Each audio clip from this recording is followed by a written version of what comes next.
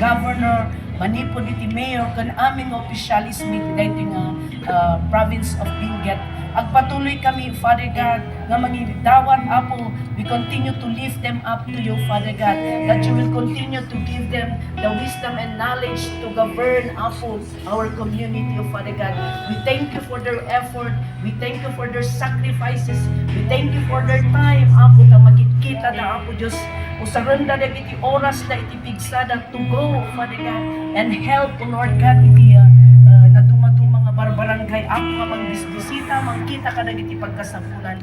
Kati, Lord, as we commit them unto you, continue to bless them and strengthen them and continue to give them a good health and more by, Apo, more power, Father God, Apo, to leadership na tapno ka na gitoy nga umay nga tawtawal ka na aldaw ko, Lord, at patuloy na, Apo, nga mag-govern, Apo, Diyos, dito nga community in your perfect way and in your own will, oh Father.